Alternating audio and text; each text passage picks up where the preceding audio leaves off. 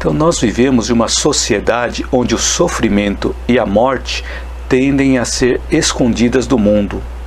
Esse ponto interessante, essa reflexão, eu obtive num livro chamado A Arte de Cuidar, que foi organizado, esse livro aqui foi organizado pelo Dr. Franklin Santana Santos. A Arte de Cuidar. Bastante interessante. Tem um conteúdo bem interessante nesse livro. Então eu trouxe algumas reflexões desse livro que nós vamos comentar agora. Então eu disse que nós vivemos numa sociedade onde o sofrimento e a morte tendem a ser escondidas do mundo. E o mundo costuma mostrar alegria, felicidade, saúde. E nessas situações onde ocorre a perda de um ente querido, fica mais difícil de lidar e conviver com a dor quando o sofrimento e a morte tendem a ser escondidos. Só que existe um processo para que nós possamos elaborar essa dor em nós mesmos. Esse processo é chamado de luto. E nesse processo de luto, cada um de nós reage de uma forma diferente, pois nós viemos de culturas diferentes, de filosofias diferentes, de sociedades diferentes, que pode até causar repercussões na saúde do nosso corpo físico, da maneira de como nós reagimos a essa situação de perda. E pode repercutir também na nossa saúde emocional. Então, quando essa situação em que nós estamos passando está afetando a nossa saúde física e a nossa saúde psíquica, é importante nós buscarmos um auxílio profissional, ou com um médico ou com um psicoterapeuta, dependendo da dificuldade que nós estamos tendo. Então esse processo de luto é um período onde nós vamos aprendendo que a morte deve ser tornada real. E nós devemos estabelecer novos conceitos sobre a vida e também sobre o mundo. Só que essa experiência, ela é individual, porque ela é baseada na nossa história de vida, é baseada também na personalidade que cada um de nós tem, nas condições, nas culturas onde nós fomos criados e onde nós nos desenvolvemos. É baseado também nas nossas crenças, nos nossos valores, tanto pessoais quanto familiares ou sociais. E também com relação às nossas relações afetivas. Então existe uma série de variáveis que atuam no nosso entendimento, na nossa experiência de vida. Então, de acordo com a experiência que nós tivemos, de acordo com o aprendizado que nós tivemos, nós lidamos com a situação da morte de uma forma ou de outra.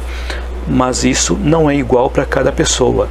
Esse sentimento que nós temos, ele é diferente para cada um de nós, porque cada um de nós temos uma experiência diferente da outra pessoa.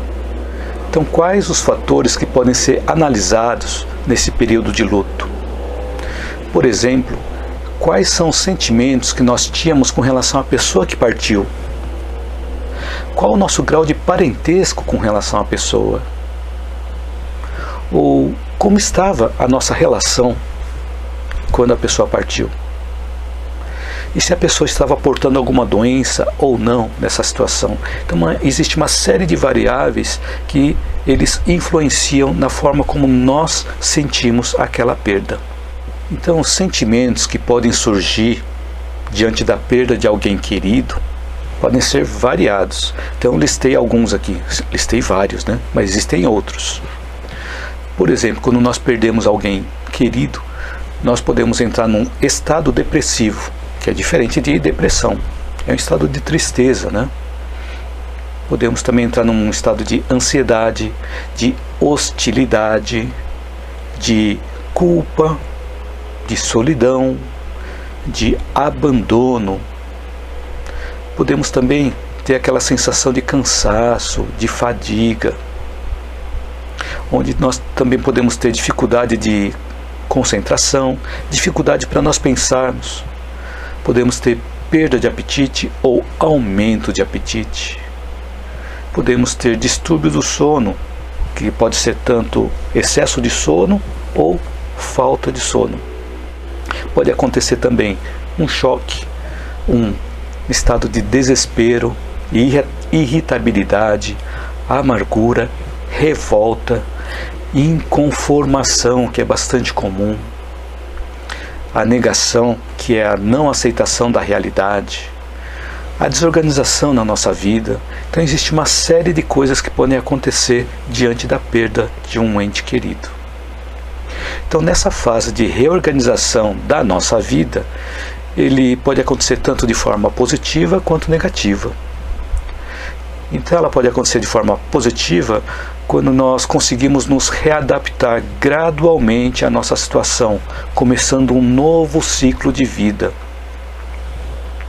E também essa reorganização pode acontecer de forma negativa, onde nós não conseguimos reelaborar e ressignificar essa situação. E nesse caso, o sofrimento pode continuar por muito tempo, pode durar até anos, e até pode continuar pela vida toda, de uma forma até crônica, né?